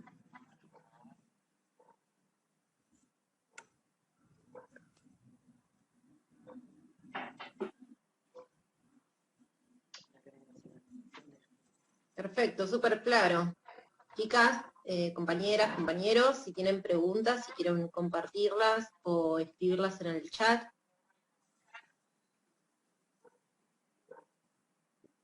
Este es el momento. Nosotros hemos tenido casos de pibes que se nos han acercado a la red porque han sido vulnerados en los colegios y han tenido que cambiar de colegio y porque nada, en el colegio se enteraba todo, no solo el círculo docente, padres, alumnos, todo el mundo sabía que el pibe tenía VIH. Lo único que hacen es excluirse, ¿no? Que quiera dejar la escuela, que quiera dejar de formarse. Y bueno, primero formar a los docentes o a todo el círculo educativo de esa institución y después, bueno, que el pibe pueda o la piba pueda continuar sus estudios y la única forma de encontrar solución a ese daño es que cambie de institución. Sí, hay muchas, por ejemplo, dentro de lo que es la violación, ¿no?, de los derechos humanos, hay mucho, ¿no?, de personas que están privadas de la posibilidad de conseguir un trabajo, que están privadas de la posibilidad de continuar con sus estudios, ya sean universitarios, terciarios, secundarios, o bueno, desde el ámbito primario también, el estigma que pueda llegar a generar en la institución. Por eso es importante de que uno, como agente estatal, como trabajando en la comunidad educativa, podamos rever estas prácticas, ¿no? Podamos intervenir de una forma que no sea estigmatizar, ni salir corriendo, ni divulgar, ¿no? O sea, al contrario, tiene que ver con capacitar a toda la comunidad educativa desde la información, ¿sí? Y aquí, como profesionales, también tenemos esta obligación, ¿no?, de poder compartir información veraz acerca de lo que es el VIH, independientemente de tener o no una población educativa con o sin el diagnóstico. Hoy creo que vos dijiste, Eugenia, esto de que la Ley Nacional decía en el artículo, habla de que en el sistema educativo deben hablar de prevención. Y por ahí cuando hablamos de VIH hablamos desde el lado paternalista o desde el miedo, ¿no?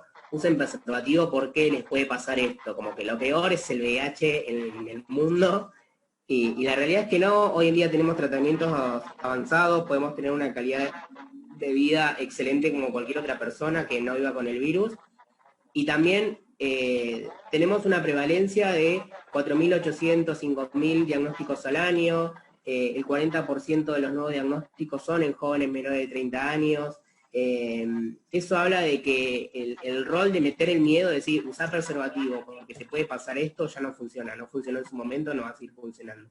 Hay que hablar con información, después cada uno decide en la relación sexual si usa o no usa el preservativo, yo creo que con información cada uno sabe qué riesgos puede llegar a correr. Tampoco criminalizar a quienes no lo usen, porque es decisión de cada uno.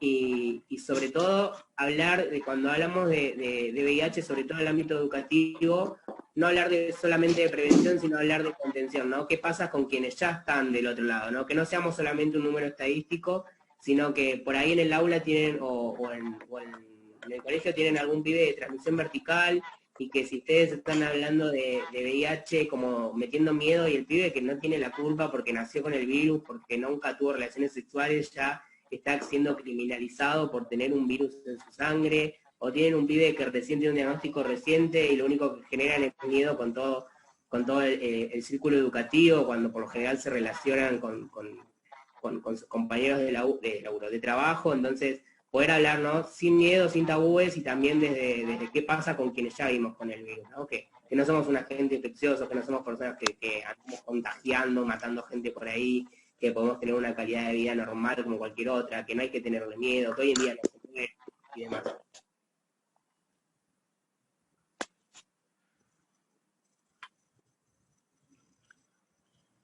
Ahí hay una pregunta, si damos contención a familiares. Nosotros nos enfocamos solamente en jóvenes y adolescentes que viven con VIH. Muy de vez en cuando hacemos alguna que otra capacitación charla a familiares de personas que viven con el virus. La realidad es que nosotros tratamos de contenernos entre nosotros. Creemos que hay un rol que le corresponde al Estado y sí tratamos de incidir políticamente en ello. Y sí hay una guía que dice cómo vivir con VIH y cómo contarlo a su círculo familiar. Es lo que nosotros a veces le transmitimos a nuestros pares. Bueno, le querés contar a tu familia, buscar, primero cuando uno lo cuenta es tener toda la información, buscar el momento, saber a quién se lo va a contar y demás. No es lo mismo que yo me entere que vivo con VIH hoy y salga corriendo a contarle a mi familia, tengo VIH y lloremos todos juntos y pensemos que nos vamos a morir toda la familia y demás, a decir, mirá, me dio un diagnóstico positivo, estoy en tratamiento, el tratamiento es este, puedo tener una calidad de vida. Siempre con información creo que el temor es menor para quien uno lo puede contar.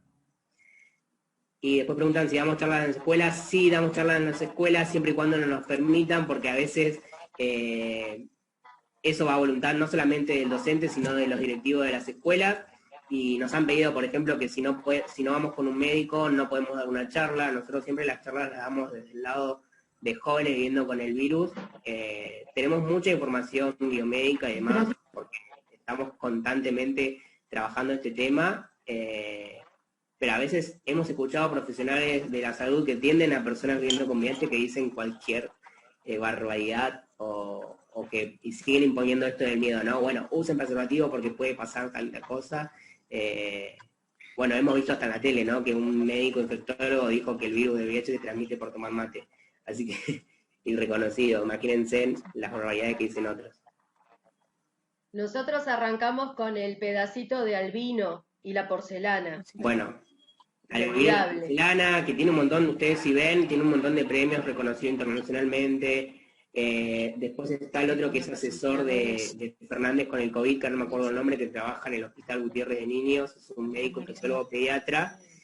Y dijo en el programa en Canal 13, en los comienzos del COVID, que el virus del VIH se transmite por tomar mate, y es un médico infectólogo, atiende a niñas que nacieron con el virus, entonces, que lo dijo en una entrevista abierta. No es asesor de Fernández, vos estás hablando del peladito ojos claros. No me acuerdo ahora el nombre, no peladito, pero sí fue asesor de Fernández. Pero no, justamente está con el PRO, digo, porque también es importante poder ubicar estas cuestiones. No, nunca lo fue. Nunca lo fue. Pero dijo una barbarizada en televisión abierta. Aparte. Sí, eso es otra cosa. Formado, que forma, porque también bueno, pero él tiene justamente, con el COVID, tiene una mirada muy moralista y desde el miedo. Tal cual. Entiendo que lo hará también con otros procesos de diagnósticos y enfermedades. Ya su posicionamiento ético ante la enfermedad.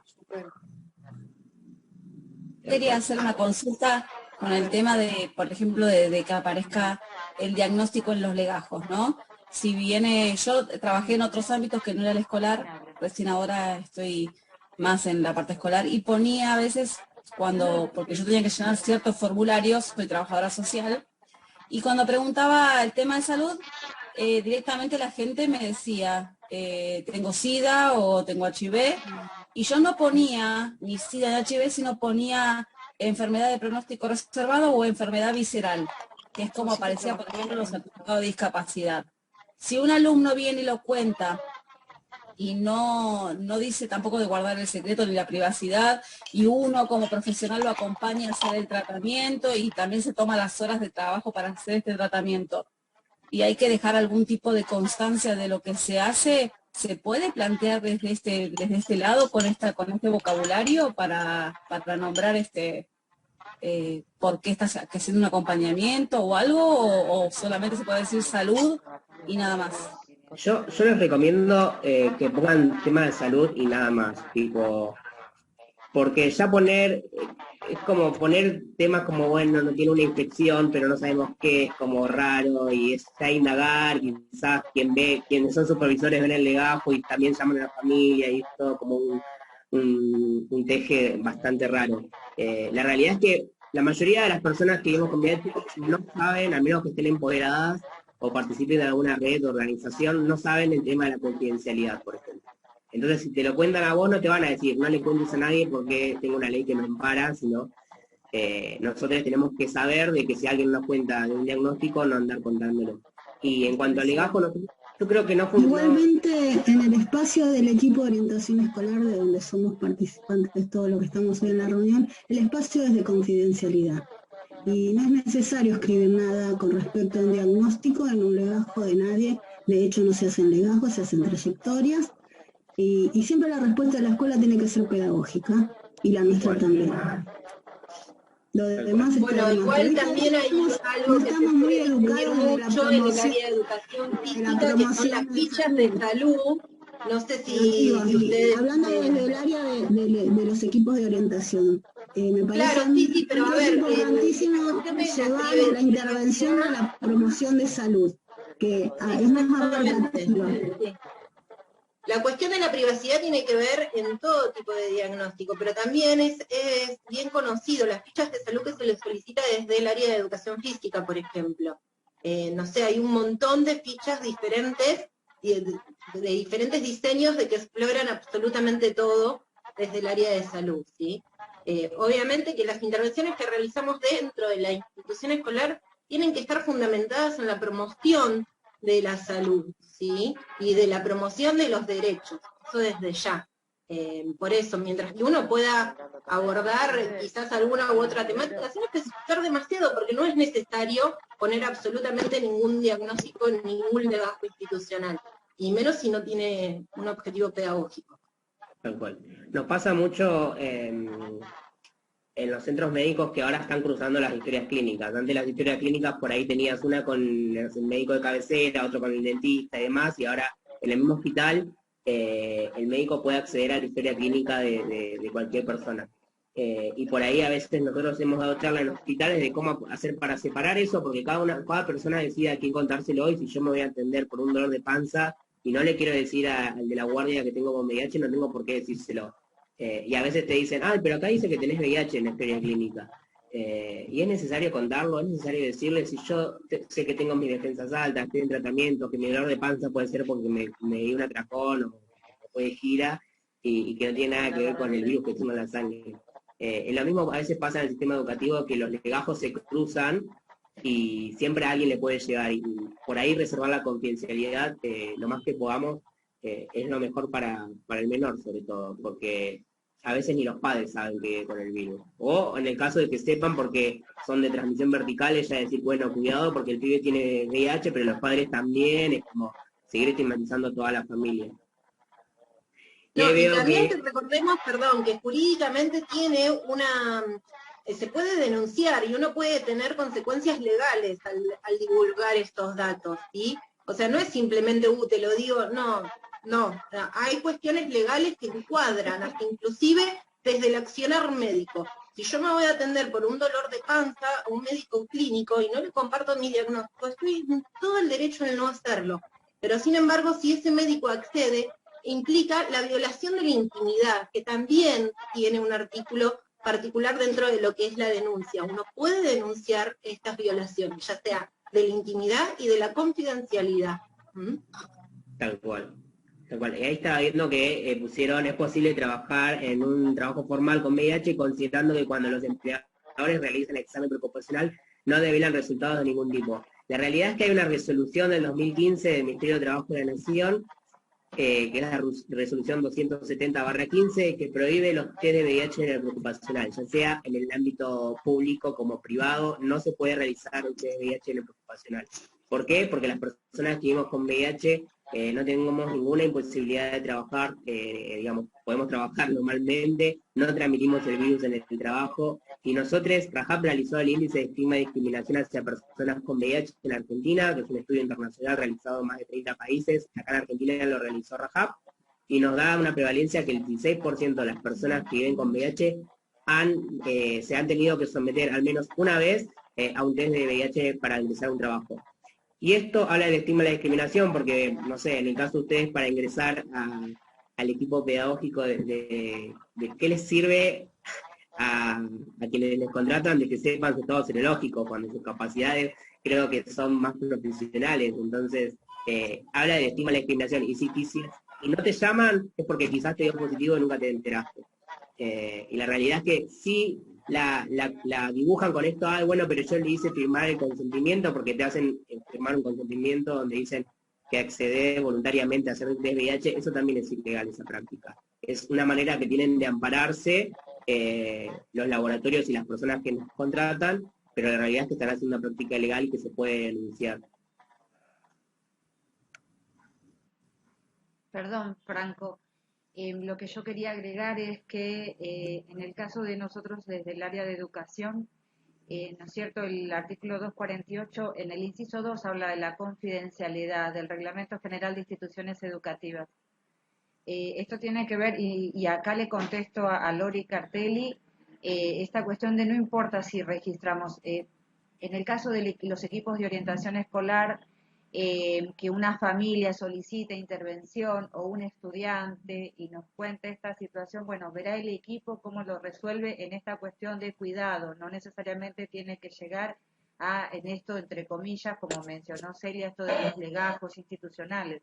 Si bien hay registro de trayectorias, vieron que a nivel institucional también ahí tienen el registro de la parte formal y también de las trayectorias de nuestros estudiantes. Es decir, no importa si se registra, esto queda en el interior de los equipos, no como algo público, ¿sí? Y uno tiene que tener en cuenta el para qué utiliza esto, porque volvemos, solicitó un estudiante nuestra intervención, la familia se acercó a consultarnos y a pedir acompañamiento. Entonces, en el marco de cuidados integrales para nuestros estudiantes, para los docentes, tenemos que hacer el resguardo de esto. Así que, y que no sirva, ¿no?, como un elemento de revictimización, es decir, donde uno lo usa con qué fines. Como mencionó Celia, siempre nuestra intervención es pedagógica.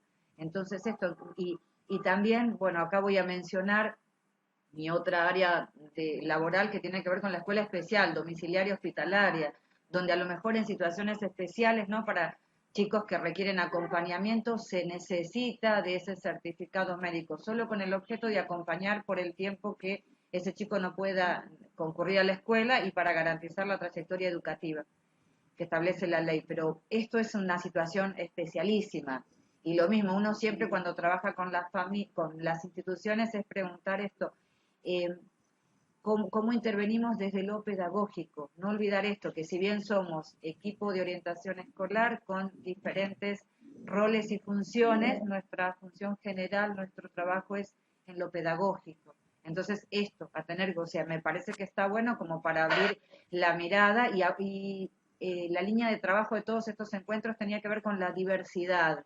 Esto, ¿no?, que a veces queda invisibilizado, donde no le damos, no abrimos la puerta, ¿no?, a las personas que están conviviendo con HIV. Parece que esto quedó como en los 80 o no, quedó en el olvido. Entonces considerar a la hora de estos abordajes desde la educación sexual integral, siempre que haya un eje que respete y que aborde cómo trabajar con personas con HIV en la actualidad, ¿no?, todas las posibilidades, y volver a generar, como me gusta a mí siempre decir, esto del signo de pregunta como equipo, que abramos a seguir pensando y reflexionando juntos. Tal cual. Que... Podría agregar algo. A mí me parece muy importante poder trabajar e insistir desde la ESI y historizar todo lo que la ley trae, ¿no? El HIV en los 80 y principios de los 90 estaba muy asociado al final de la vida, ¿no?, como a la muerte y como estigma y hasta como castigo, ¿no?, porque el HIV en algún momento fue un castigo a determinado modo de vida. Me parece que esto pudo ir desnaturalizándose con distintas leyes, ¿no? Pensamos con la ley de identidad de género, con la ley de matrimonio igualitario, que son leyes que a la par pudieron abrir a que las personas en la diversidad puedan tener un proyecto de vida ligado, uno podrá estar de acuerdo o no con la institución matrimonio, pero esto liga a la igualdad de derechos, ¿no?, a tener una familia, a poder adoptar, no que todo la diversidad quede relegado al estigma y a este lado tan oscuro a lo que tanto se ha asociado. Entonces, más allá de que sea una ley, a mí me parece que el mayor desafío al momento de abordar y trabajar estas leyes es poder desnaturalizar desde la pregunta, ¿no? Porque la ley es nuestra herramienta y es algo que se tiene que cumplir, pero tenemos que implicar al otro como sujeto responsable de qué parte le toca en toda esta cuestión, ¿no? Porque si a veces nos paramos también como de porque es ley, porque es ley, porque es ley, porque si vamos al caso, la ESI es ley desde el 2005 y por algo hay tanta resistencia aún. Entonces, ¿desde qué lado la tengo que abordar? Claramente desde solo el lado que es ley no alcanza, más allá de que es primordial.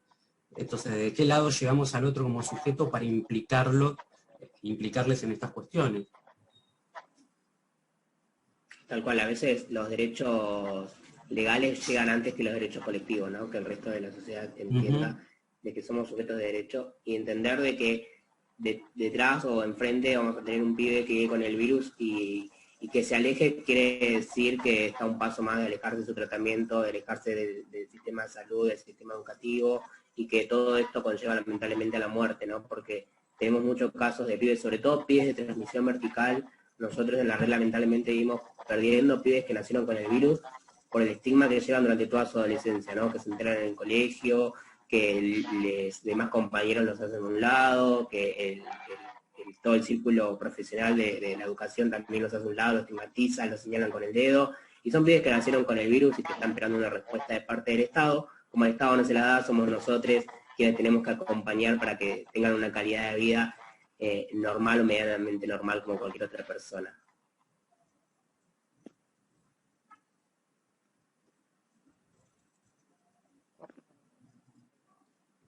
¿Dudas, preguntas? Aprovechenme ahora que me pagaron para... Es el momento.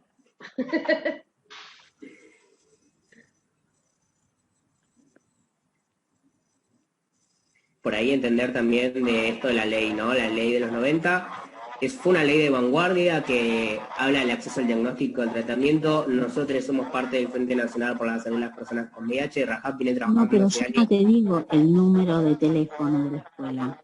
Yo te digo qué número es la escuela. ¿Viste? Por ejemplo, nuestra escuela es la número 70. Te escucha el número de la escuela. Silencialo, Franco. Hasta que escuchemos toda la charla. No, yo me quedo escuchando, no tengo drama, O escuchamos todo y bueno. Disculpen. Nada. Y nosotros venimos hace años tratando de que salga una nueva ley, una ley de vanguardia que habla de que es la ley de respuesta integral al VIH, las hepatitis virales, la tuberculosis y las ITS, donde habla del acceso al tratamiento, el diagnóstico, de declarar de interés la respuesta al VIH, las hepatitis, las tuberculosis y las ITS, de acompañar, de crear programas especiales destinados a cada población, donde habla solamente de la juventud como una población clave a la que tenemos que brindar una respuesta, ¿no? Argentina adhiere al 90-90-90 y cero discriminación, entender al 2030, entender que esa cero discriminación estamos muy lejos, todavía hay mucho estigma cuando se habla de VIH. Se habla desde el miedo, desde que la persona se va a morir, de que cuidado y demás, y la realidad es que las personas con VIH no matamos, no somos un agente infeccioso, podemos tener familia, podemos tener hijos, podemos trabajar, podemos formarnos y demás, y todavía hay mucho tabú, mucha desinformación circulando. Es rol del Estado, sí, que empiece a contribuir. Si ustedes, la mayoría son más grandes que yo, ponemos a pensar cuándo fue la última propaganda de VIH o relacionada al VIH por parte del Estado argentino, y fue sin triqui que no hay bam, hace como 15 años atrás. Yo era adolescente, así que imagínense, tengo 30 años. Y después no hay ninguna campaña ni de concientización ni de información. Se habla de VIH 1 de diciembre y solamente se ofrecen testeos. Sí, está bueno poder acceder al diagnóstico, pero no hay ni prevención ni información para quienes ya vivimos. Y esto que decían de que tenemos la ESI estancada, nosotros también formamos parte del Observatorio Federal de ESI, donde estamos imponiendo prácticamente de que empiecen a hablar en materia de VIH, de cero positivos y demás dentro de las escuelas, y hay una resistencia muy alta cuando decimos hablemos de VIH, ¿no? Sobre todo también dentro del colectivo LGBT, que no se sigue asociando a las personas que vivimos con VIH con las personas LGBT, y la realidad es que tenemos un diagnóstico de 2,4 varones por cada mujer diagnosticada, y eso no quiere decir que los varones nos testemos más, sino que lamentablemente vivimos en una sociedad machista y patriarcal, y que las mujeres a veces son sometidas, no pueden elegir el método de prevención, y se enteran del VIH durante el embarazo, y por eso volvemos a lo mismo, que tenemos una prevalencia del 5% de transmisión vertical, porque piensan que nos le va a tocar, y la realidad es que todos que tengamos una vida sexualmente activa somos propensos o podemos llegar en algún momento a contraer el virus. Y no hay que juzgar en el caso que nos contraigamos el virus, decir, bueno, quién fue, cómo lo hice, o juzgar a la persona porque no me lo dijo, porque quizás no lo sabía, o también tenía miedo, no lo dijo porque tenía miedo a ser rechazada, y sobre todo nos pasa a lejones cuando decimos, tengo VIH a mi pareja sexual y me rechaza, tengo VIH a otra pareja sexual y me rechaza, ya la tercera vez no lo digo porque sé que me va a rechazar, entonces, y no hay que jugar esas prácticas, ¿no? O sea, si algún pibe lo cuenta, es como, bueno, entender que es un proceso y que poder acceder al tratamiento, y genial, y que siga para adelante la vida.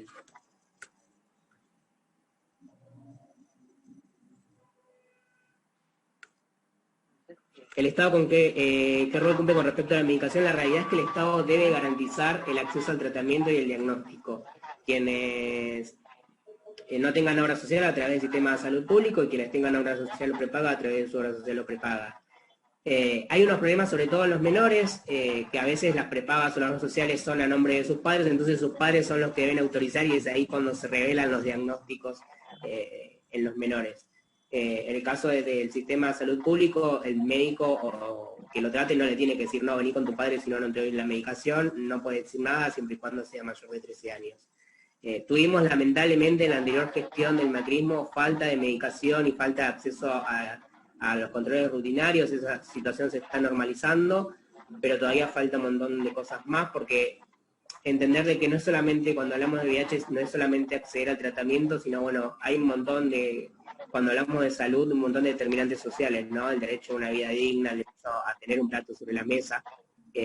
Ustedes que son de La Matanza, imagínense que hay gente del conurbano que por ahí vive en una villa de emergencia y que come todos los días fideos, porque la realidad es que no tiene posibilidad de acceder ni a verduras ni a carnes, y si come fideos todos los días y le dan una pastilla, que nuestras pastillas son bastante fuertes, que le va a poder producir todos los días dolor de panza o algún efecto secundario, lo más probable es que esa persona deje la pastilla porque no puede llevar ese tratamiento. Entonces también habla esta ley de estos determinantes sociales, ¿no? De que no es solamente acceder a una pastilla, sino, bueno, agua potable, alimento de calidad, una dieta equilibrada y demás.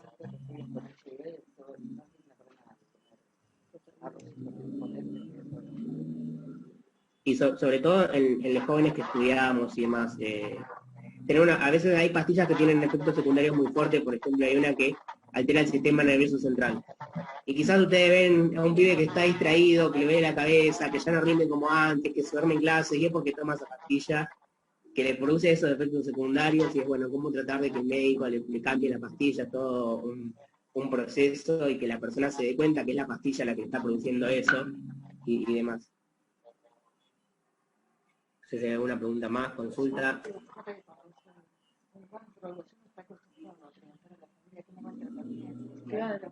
Esto nos da vergüenza. No se lo ve, ¿no? ¿Entendés?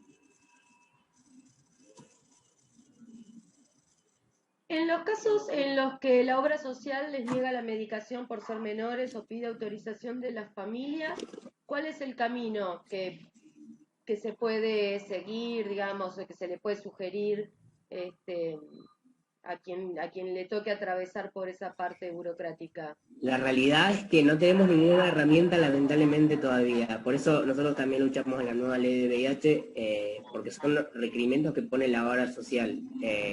Son muy pocos los casos que digo.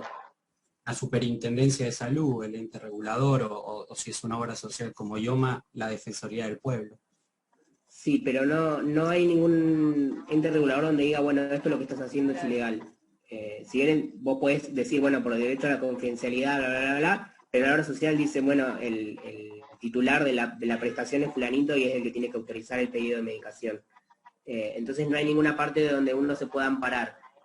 Son muy pocos casos. Nosotros hemos tenido, creo que en Policía Federal y alguna que otra más, pero por ejemplo IOMA no piden, hay un montón de otras obras sociales que puedes hacer el trámite solo, digamos. Pero bueno, sí, lamentablemente yo creo que lo mejor es poder buscar, no recomiendo a Rajá porque no tenemos tantos abogados disponibles, pero Huésped, que tiene un equipo de abogados muy importante, bueno, si la obra social le está pidiendo el consentimiento del titular de la obra social, comunicarse con huésped que por ahí los pueden ayudar. La realidad es que la superintendencia, que controla a las obras sociales y a las prepagas, a veces demora un montón en responder. De hecho, a nosotros que tenemos contacto directo nos cuesta horrores. Y si no, también dentro del Ministerio de Salud de la Nación hay un área de derechos humanos donde uno puede llamar, que es un 0800, que está el número en la página del Ministerio de Salud de la Nación, y donde contestan rápidamente y te dan solución enseguida, por suerte. Lo que es todo derechos humanos, que están al pie del cañón, los chiques de ahí. Bien. Bueno, consultas, preguntas, pueblo.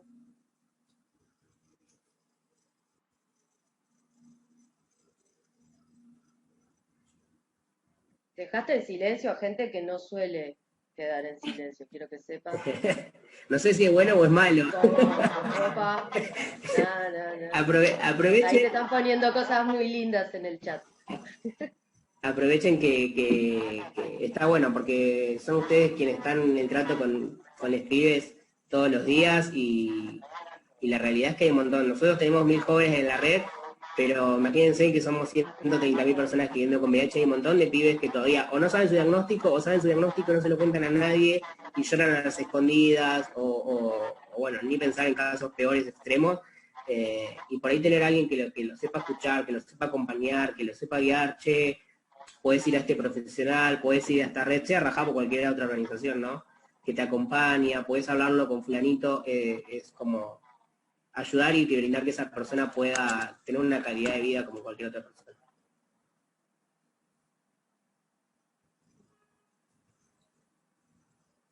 ¿En Rajab hay equipos interdisciplinarios? No, la realidad es que Rajab es solamente para jóvenes y adolescentes entre 14 y 30 años.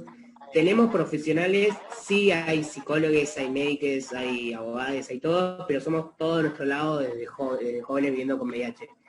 Nosotros tratamos de acompañar, y siempre que hay algún derecho vulnerado o alguna necesidad, alguna urgencia, tratar de acompañar a nuestro equipo de psicólogos y demás, pero siempre tratamos de derivarlos digamos, a profesionales de la salud, no dentro de la red, porque nos conocemos ya como somos un grupo de amigos, estamos en contacto, sabemos la realidad de cada uno, entonces por ahí ese acompañamiento profesional no lo podemos hacer.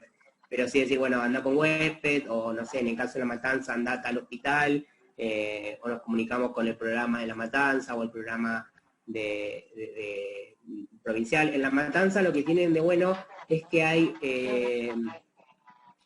me sale bolsón solidario, pone bolsón solidario, es como una caja de alimentos para personas viviendo con VIH, que lo pueden solicitar a través de la Secretaría de Desarrollo, que no todos los municipios lo tienen. La Matanza fue pionera en eso, sé que le da bolsón a las personas que viven con VIH dentro de La Matanza. Y después a nivel provincial está la tarjeta PAI, que es el programa alimenticio para personas inmunosuprimidas. Son 2.000 pesos que se puede tramitar a través de su médico infectólogo en el hospital municipal, y les dan una tarjeta verde del Banco Provincia, y con eso pueden comprar alimentos. Yo no sé si las tarjetas PAI son para menores, tendría que averiguar. Pero sí el bolsón de comida, que es el programa social para personas viviendo con VIH, en La Matanza sí, para menores se aplica.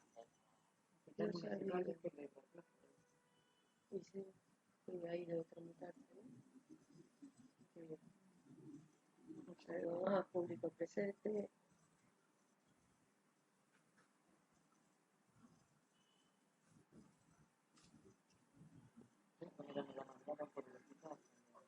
Claro, no, una obra de arte, total.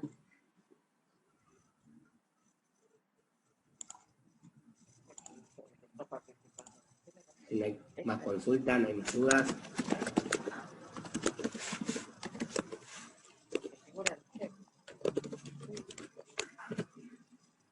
De todas maneras, ahí en el chat les pongo nuestro mail, jovenespositivos@gmail.com, donde pueden consultarnos en cualquier momento. Siempre va a haber alguien dispuesto a responder, y si no, en nuestra página web.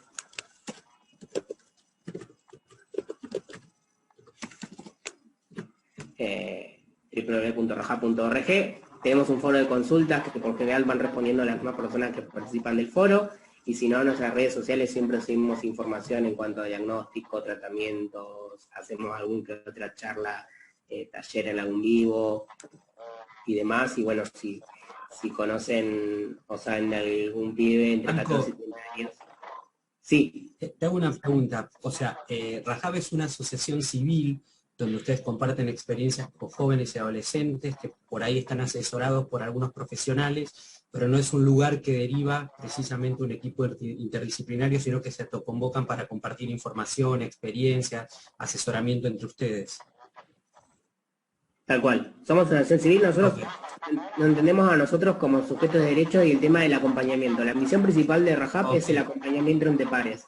Sí, en el caso de que alguna persona necesite algún psicólogo, no sé, algún abogado por algún problema legal y demás, siempre tratamos de hacer la articulación con la institución que tengamos a mano. Nosotros trabajamos codo a codo con el Ministerio de Salud de la Nación, con el INADI, con Huésped y demás, pero no lo tenemos dentro del equipo de Rajab. Somos todos jóvenes con VIH muy pocos somos activistas y hablamos abiertamente del virus. Entonces también entender la confidencialidad y demás.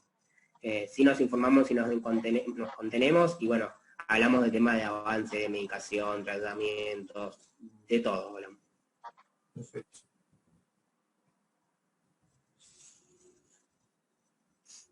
Gracias a ustedes por escucharme y perdón por el inconveniente al principio del internet. No, el internet de la compu.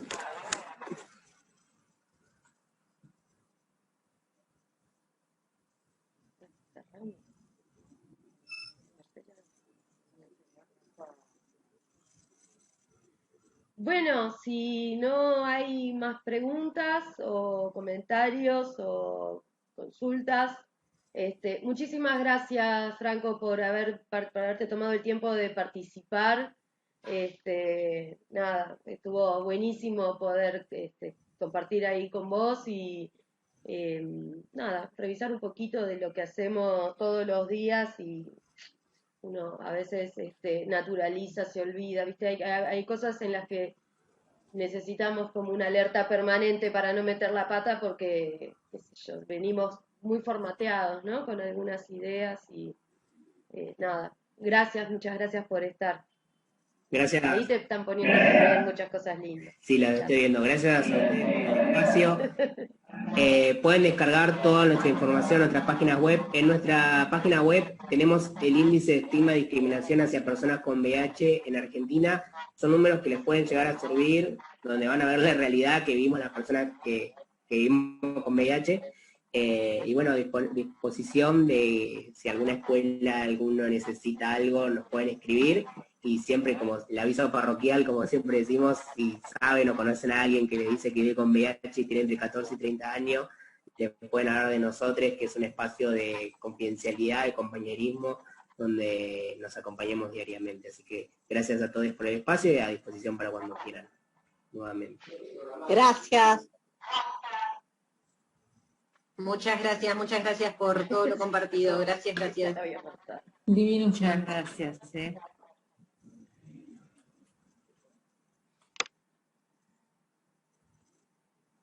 Bueno, si les parece, cerramos la jornada de hoy, viernes, y bueno, nos encontraremos el viernes que viene con alguna otra temática candente. Ok, dale. Está bueno que mientras tanto, no sé, quizás yo soy media complicada por ahí en algunas cuestiones, pero está bueno poder atravesar todas estas temáticas que estamos trabajando, ¿no? Cómo influye el género con HIV, ¿no? Cómo poder hacer este pensamiento, esta movilización, más que nada como para poder abrir, ¿sí? De eso se trata. Posicionarnos dentro de la perspectiva de derecho en la escuela es fundamental, seguir promocionando la educación sexual integral es fundamental. Y bueno, y ahí está buenísimo para poder trabajar juntas y bueno, obviamente no todo está acabado, ahí, al contrario, es como para generar propuestas de trabajo transformador.